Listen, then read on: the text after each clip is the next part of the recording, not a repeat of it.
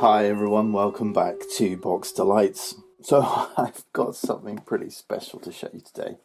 John Company, second edition. This is an advanced production copy. I don't think we're expecting to see them for a month or so yet, but special because I designed the solo rules for this one. This is a game designed by Cole Worley, developed by his brother Drew, and Drew put together the solo rulebook as well for this. So I've been working closely with Drew. Special because this one was a long time in the making. I think I started this December 2019, something like that. Finished it, I think, around April 2022. So a lot of work, a lot of love, a lot of play testing, lots of development.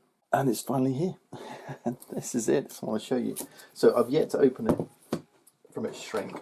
Let me just show you quickly. This is the box. This is PAX Premier. So this is the first game in the series from Whirligig. This is John Company. So it's a slightly same size box, length and width, just a deeper box. Okay. Right, let's crack this open and we'll have a look. So I just want to give you a quick introduction to the game with a focus on the solo, and then we'll give you a playthrough, show you how this solo game works. Let's get this thing open. Wow, this is incredibly exciting. I can't believe I'm tearing the shrink off this game. Finally. It's probably the most lavish game that Cole has been involved in, and obviously only the second game from Whirligig, but here we are. So obviously I'm going to need to punch everything. These are the family tokens. These are kind of like the things that you do your action selection with in a way. But they also represent your resources and the different roles that you're occupying within the company. Screen printed. Different colours. They look super. You'll get a proper look at all these when we start playing the game. This is a semi-cooperative game. You're taking on the role of a British family who have a stake in the British East India Company, which colloquially in India was known as John Company. John was like a colloquialism for British people, right? The company that belongs to John, all those Johns, right? So that's the reason behind it. So we're set in, well, the first scenario starts in 1710, and the various scenarios run through 1835, the number of turns. So this is the kind of time scale. So think 1710 to 1865. We've got some resin. Are these resin? I think they are, yeah, pretty weighty. Towers to represent the strength of different regions of India. Trays for inserts, a well-designed insert.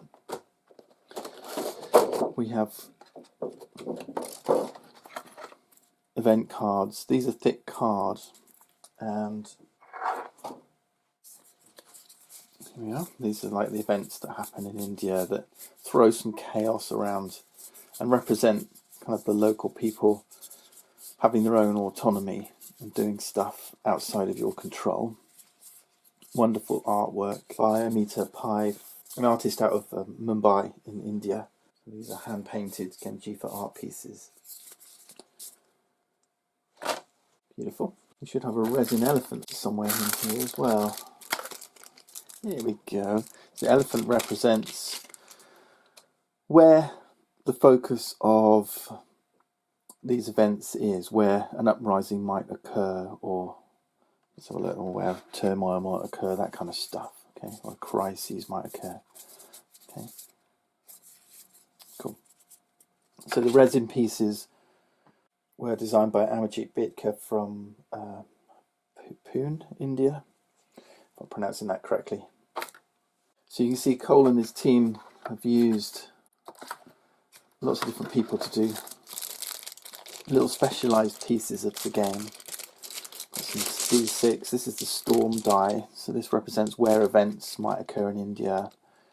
If we look at the board, you'll see there's different seas. There's an east, west and south, and storms can occur and potentially destroy company ships. So as I say, this is, I'm not going to look at all the bits, we'll see that when we get into the game. I just want to get this thing open and show you what's inside. Like I say, it's a semi-cooperative game where we have a stake in the British East India Company. So we kind of play the bad guys in a way. Our aim is not so much, so it's semi-cooperative in that we're all trying to run the company together, and we will cooperate and negotiate. It's primarily a negotiation game, but the winner is going to be the player who kind of exploits the company to the best extent. And in exploiting the company, you're taking, you're putting your family pieces into the company, performing various roles within the company. And if the company does well, the company makes lots of money, and you're potentially then taking money out of the company to support your family and gain these prestige, gain these victory points represented by these mansions that you buy, or you retire your family members to these big houses back in England, and that represents and scores you victory points, and you can earn prestige through different things that you do in India, which also may score you victory points. And the player with the most victory points wins. If the company fails, it is possible for the company to fail.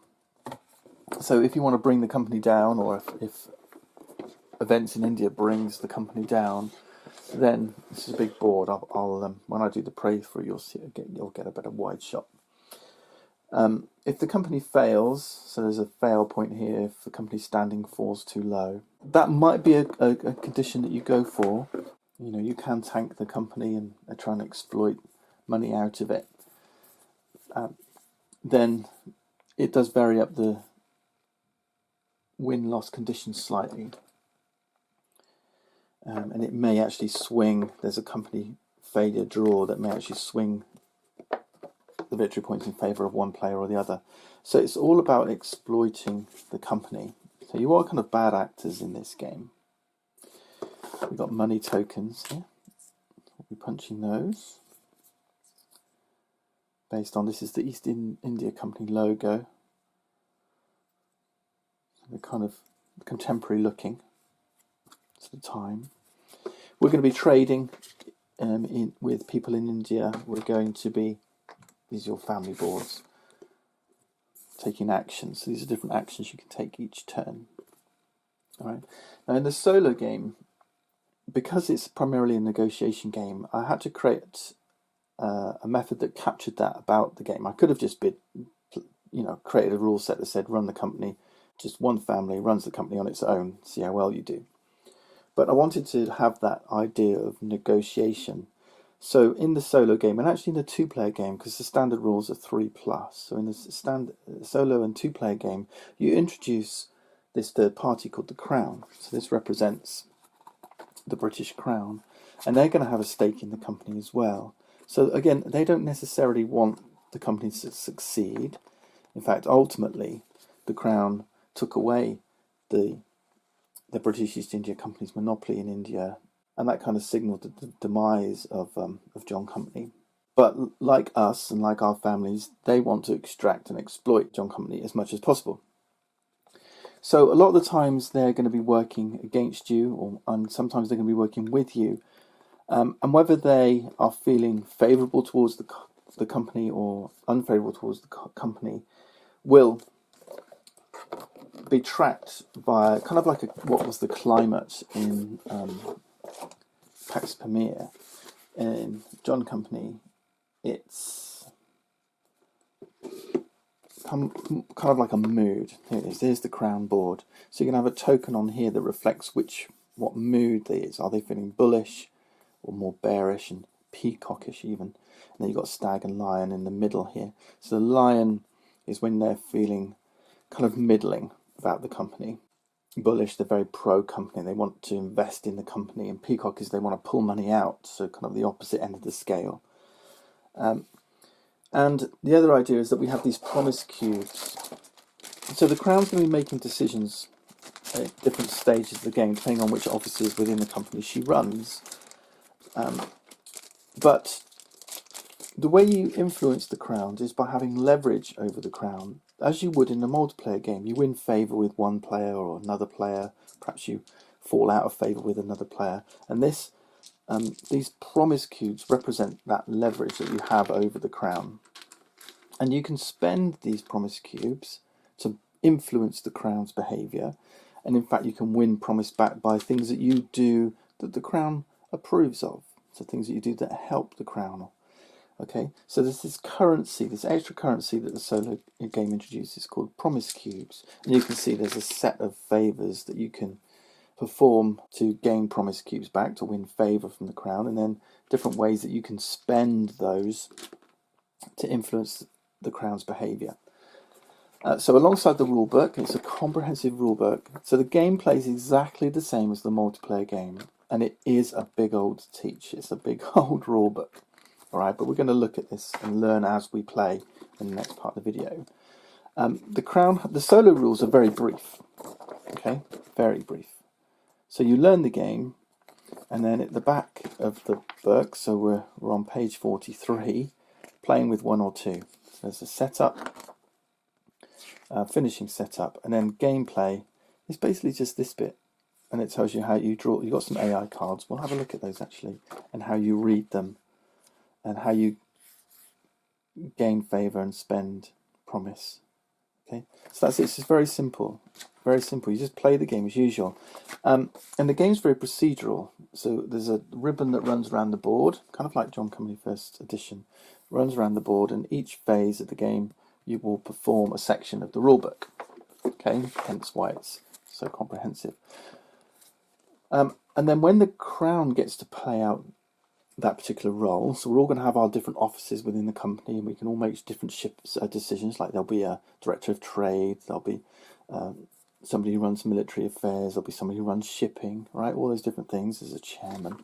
When you get to those different roles, different phases, this crown handbook will say the crown will do this depending on her mood. So for example, let me give you a simple, if we look at the director of trade, so here's her climate. So if she's bullish and she's the director of trade, I say she because kind of at the beginning, back in 1710, Queen Anne was on the throne, and then at the fall of the company, Queen Victoria on the throne. So, and then obviously there was like Williams and Georges in between. I think we use the neutral they throughout, but there you go. Anyway, if Crown is director of trade, depending on the mood, they will do this or they will do that.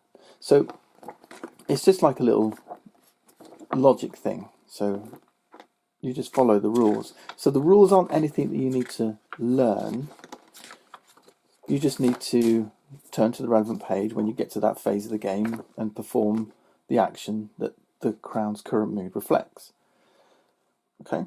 So if the Crown is president, for example, of a particular region of India, they will, it says here, spend necessary funds to roll the required number of dice to trade with this region. So if she's bullish, it'll be 2 dice. If it's peacock, it'll be 6 dice.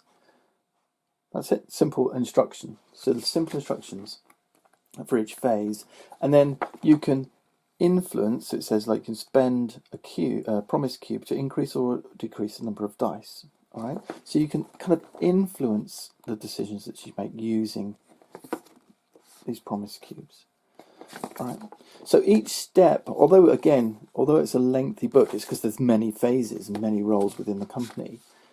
You only each time you just have to kind of follow it script-wise. What will the Crown do? Okay.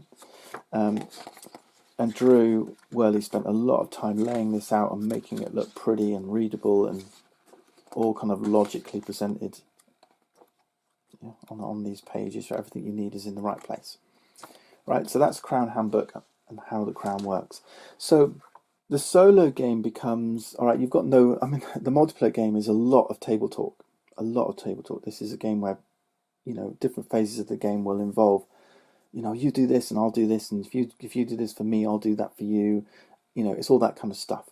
So the Crown kind of offers up these menu of, if you do this for me, I'll give you 1 promise cube. If you do that for me, I'll give you, X number of promise cubes. So having leverage, having sway over the crown, having these cubes means you can influence her more often. And then to win that favour back, you have to, again, use a menu of choices to get cubes back that you can then spend. Do you see what I mean? So it's this to and fro. So sometimes you just got to let the crown make bad decisions. She's going to place a ship in the South India Seas. Wow, it would be nicer if we have one in the East, because I want to trade in the East through Bengal rather than Madras. Do you know what I mean? So there's those kind of decisions, and you've got to say, well, do I let her do it, or do I spend a cube and try and push her to the East instead? So you've got to decide. It's that kind of stuff, and the way I developed those rules was watching people play the game, watching multiplayer games, understanding the types of trades that people made. All right, it's super. I can't wait to show you how it works. Whether the rules are super or not is not for me to say, and obviously standing on the shoulders of giants when it comes to design. But hopefully this solo game, I wanted it to be something completely unique. It's not going to be like a solo game you've ever played before. In fact, John Company is not going to be like a game you've played before. And the solo game, I think, is going to find a little slot on the soloist shelf that no other game is going to provide. That was the main initiative for creating this solo variant. Let's create a game, and that was kind of in along with the ethos of Whirligig games, create a game that you've not played before to give you a new kind of experience. So it's very much that kind of thing, and I hope that soloists will enjoy it. And people who play multiplayer may never touch the solo game. Soloists may never touch the multiplayer game, but it should give you the same kind of feel. It should feel very much that you're playing the same kind of game, and you've got that push and pull of feeling like you're playing with other people who are doing stuff that isn't helping you. It's working against you, But you be a judge, and we'll give you a playthrough, and we'll see how that pans out. Right, let's just give you a quick look at. I want to see those cards. Okay, here we are. Great quality, super. Here we are. So here's the AI. Here's the crown cards. There's only a small deck of them, so you will get to learn. But there aren't that many turns in the game, so there's one card per turn. They're double-sided. And these cards will, kind of like Pax Premier, so it feels like you're playing a game designed from the same workshop, if you like. So you pull the card and you use the arrows that points at the back of the other card. The crown fits a mood depending on the game state. So whether she's bullish or bearish will depend on the current game state. So in this case, the number of fitted ships out in the oceans. And then you've got tiebreakers, like which region she's going to act in, which presidency to choose. Right, so there's little tiebreakers all over this. Okay, that's what these cards are about, really, creating tiebreakers. All right. But most of the logic is written in here, so how she behaves. But do not try and learn this stuff. Right? This is not to be learnt. This is just a script to follow. You don't have to learn all the words. Right? So it's easy. The rules are simple. You just refer to it and follow it like a script. Don't try and learn it. Right? That's my big tip. And then we'll look at. When we do the video, I'm not going to be giving you strategy tips when we may win or lose, but it's going to be about showing you how the flow of the game works. Well, there it is. It all looks absolutely beautiful. You'll notice these are not simply black on colour either, so you can see where the inking is actually, this one's a darker pink. Alright, wonderful job. And these are just going to be great to slam down on the board, and we'll be trading with these guys. This is your family members who'll be trading with these guys. They'll be office holders, And then ultimately the idea is to push these family members through the company into retirement and after these big mansions where they're scoring you victory points, but also costing you money. So you need money to sustain your wealth back home in England that we're drawing out of the India company. Wonderful. All right, that's all the stuff. And we're going to see how this... There'll be other people showing you the multiplayer game, but I'm going to be focusing very much on the solo for you. But just before we get there, I've gone and punched everything out. I've got all the components here. We put everything in its trays. So we've got the coins. These ones are going to sit alongside the game because these tokens are going to be used during play. We got some trophies here that you get from passing laws and taking over regions. These are tokens that show when you've taken a region, you've got governorship. You've got these lovely little metal flags. There's 3 different colours. They've got kind of a bronze, silver and gold colour. And these ones will indicate empires that are forming within India. Not under your control. These things are out of your control. This is when different regions of India are autonomously conquering each other. And these things, they go in... Let's have a look at this other tray quickly. They go in these towers. So when a region has tower strength, oh, that's a 0 strength, that's a 0 1, a strength 1, and then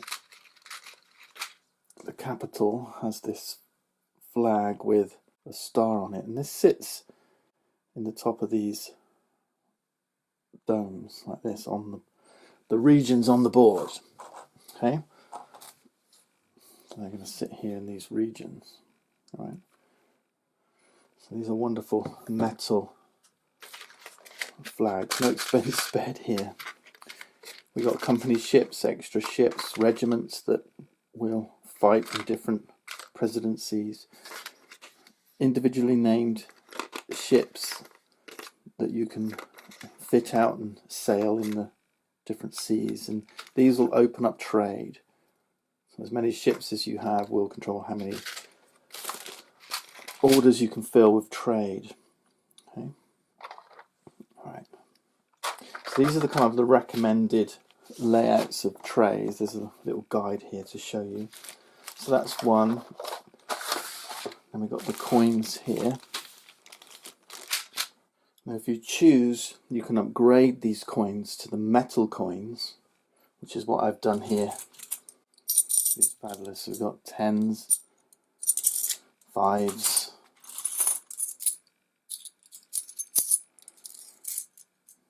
William IV on these, look.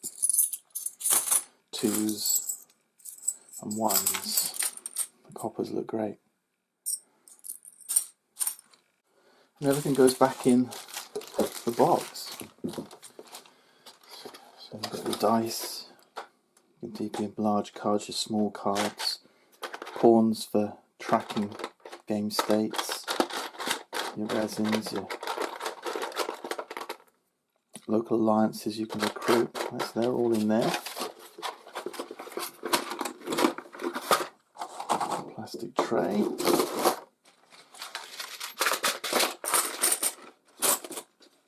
Board on top to seal that down. Then all your extras, like your player pieces. So each set of player pieces has your family tokens. A bead here for tracking which actions you're taking. And this mark here which you'll use when you set up private firms. And then we've got a victory point token. So there's this option to create private firms in different scenarios, where you go off and have a little firm just for your family, making its own income, doing its own trade. There we are. Extra tokens, and I've put this plastic spindle in here for the Parliament, and this is the Prime Minister token who's choosing different policies during the parliamentary phase. And then we've got the crown, the rule book, and some player aids. There we are. We also some baggies if you choose to use them. Cracking game, and I'm really looking forward to showing you. So join me soon.